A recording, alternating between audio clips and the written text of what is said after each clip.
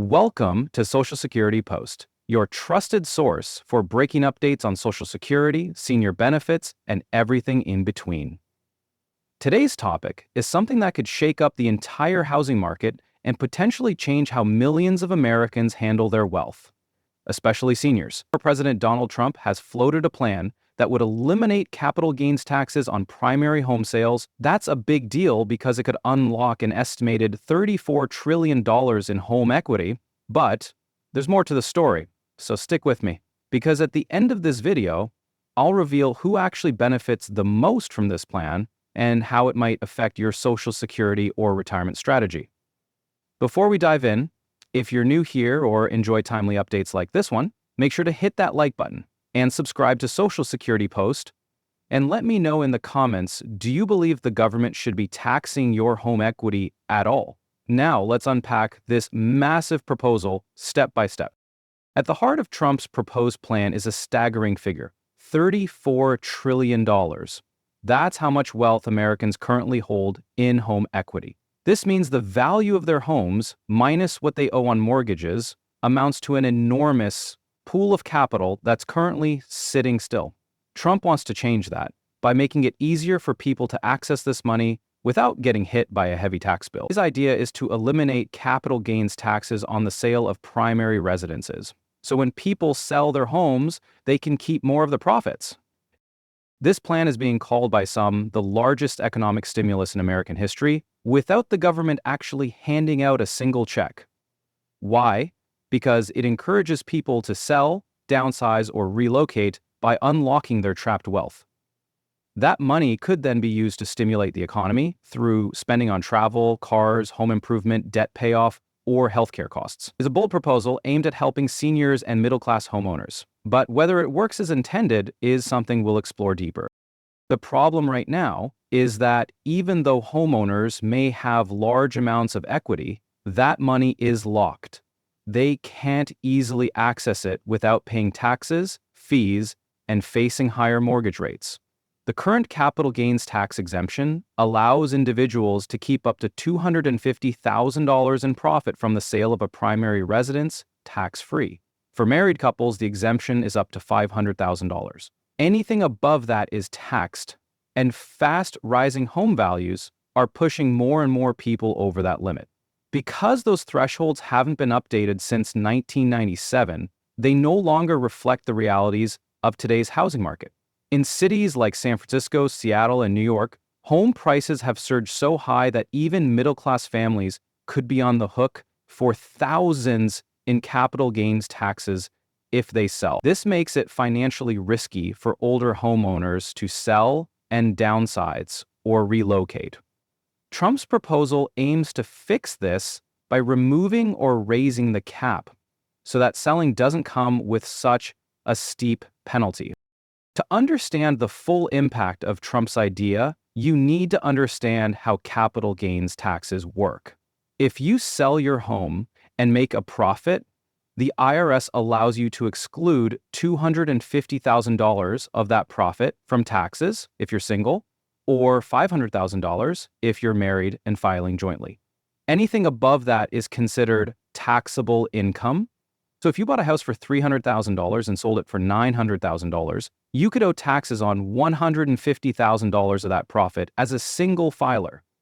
What makes this frustrating for homeowners is that the $250,000 and $500,000 thresholds have remained unchanged for over 25 years. Meanwhile, property values have more than doubled in many areas. This tax burden discourages people from selling their homes, even if they want to move, downsize, or retire in another state. Eliminating or raising the threshold could free up billions of dollars in economic activity. And that's exactly what Trump and his allies hope to achieve. Another major reason people aren't selling is the interest rate gap. Right now, over half of U.S. homeowners have mortgage rates below 4%, thanks to the low-rate environment over the past decade.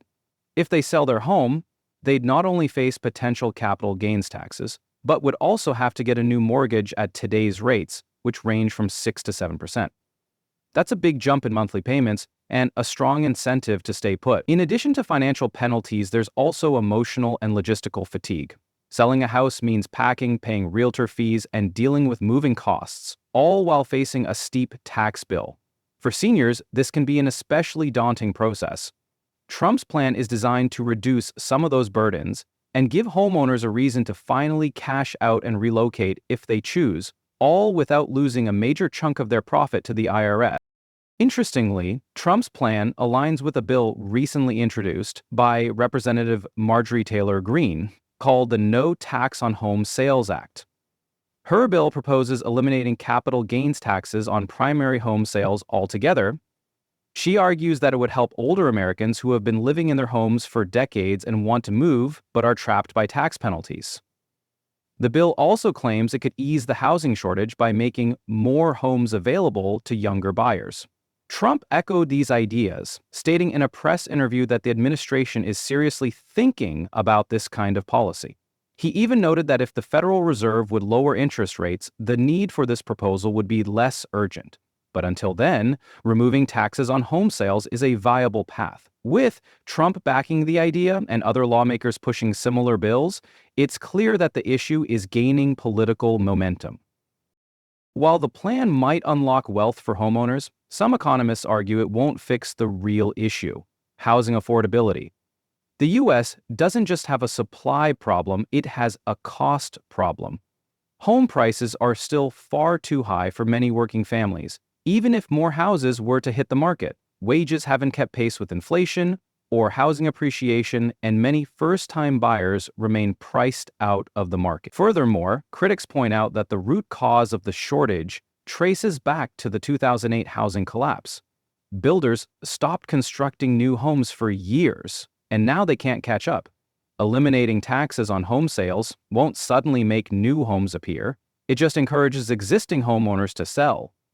That's helpful, but not a total solution. Still, freeing up inventory might provide at least some breathing room. If this plan goes through, the biggest winners are likely to be homeowners in high-cost areas like California, New York, Washington State, and parts of Nevada. In cities where million-dollar homes are the norm, people who've lived in their homes for a decade or more could walk away with massive profits, tax-free. That's a huge boost to their retirement or financial freedom. For them, this plan represents an enormous opportunity, but for recent home buyers, the impact may be minimal. If you've bought your house in the last 3 to 5 years, odds are you haven't seen your equity rise enough to cross the $250,000 or $500,000 threshold. In that case, you wouldn't owe capital gains taxes anyway. So the plan is skewed in favor of older homeowners with long-held properties, which, depending on your perspective, is either a feature or a flaw. This plan could be a game changer for seniors who want to access their wealth without downsizing their lifestyle. Many older Americans are house-rich but cash-poor. They've paid off their mortgages, their homes have appreciated dramatically, but they can't afford to move because of the taxes they'd owe. By removing the capital gains penalty, this proposal gives them a path to downsize or relocate with financial confidence. Additionally, it helps older homeowners tap into equity for medical expenses, family support, or travel without fear of a big IRS bill. That could lead to more economic activity and better quality of life for retirees. If passed, this policy would essentially treat long-term homeownership like a savings account that you can withdraw from without penalty, an idea that's bound to be popular among older voters. Unlike traditional stimulus packages where the government prints money or borrows to issue checks, this proposal unlocks private wealth that's already there. Homeowners could suddenly have access to hundreds of thousands of dollars they'd otherwise avoid touching due to taxes. That money could flow into the economy in the form of home renovations, car purchases, healthcare spending, or even family support. This silent stimulus could be incredibly powerful. It wouldn't raise the deficit like COVID stimulus bills did. It wouldn't require borrowing from future generations. Instead, it uses existing wealth to boost consumer activity, especially among the middle class and retirees. That's why many economists say this might be the most efficient stimulus mechanism ever proposed, without government spending a dime. One possibility is that instead of eliminating the tax entirely, lawmakers could simply raise the exemption limits. For example, raising the individual exemption from $250,000 to $500,000 and the couple exemption from $500,000 to $1 million. That would still offer significant relief, while addressing fairness concerns from those who say the policy favors wealthy homeowners. This compromise might also be easier to pass through Congress. Full elimination could face opposition for benefiting the rich, while raising the limits would help middle-class Americans in high-cost areas without completely gutting a tax revenue stream. Either way, change seems likely because both sides of the political aisle are acknowledging that the 1997 limits are outdated. Interestingly, Trump mentioned that if the Federal Reserve would lower interest rates, there might be no need for such a plan. That shows how connected this issue is to broader monetary policy. Right now, high interest rates are preventing people from refinancing or relocating. Eliminating the tax is a workaround, but lowering rates could also help unlock the market. It's a reminder that housing policy doesn't operate in a vacuum. The Fed, Congress, and even the IRS all have roles to play. Trump's proposal may be designed as a short-term economic lever, but long-term affordability will still require better interest rates, smarter zoning laws, and more construction. Still, in the short term, this tax cut could relieve pressure on the system. There's a strong chance that some version of this proposal gains support in Congress. Eliminating or adjusting capital gains taxes on home sales is politically popular, especially among older voters. It's also a rare policy that doesn't cost the federal government money up front, since it deals with tax revenue rather than expenditures. However, the bill could face resistance if it's seen as a giveaway to the wealthy, or if it doesn't address affordability concerns. Watch for negotiations around threshold increases or sunset clauses. Still, the conversation has started, and for the millions of homeowners sitting on equity, that's a step in the right direction. So after all this, do you believe this proposal will unlock the financial future of everyday Americans? Could this be the quiet stimulus that finally gives you the freedom to cash in on your life's biggest investment, your home? Drop your thoughts below. We read every comment and love hearing from you. If you found this breakdown helpful, don't forget to like this video and subscribe to Social Security Post for more updates like this. And remember, stay until next time, because we'll be covering how changes to capital gains policy could influence Medicare premiums and Social Security benefits next. See you soon.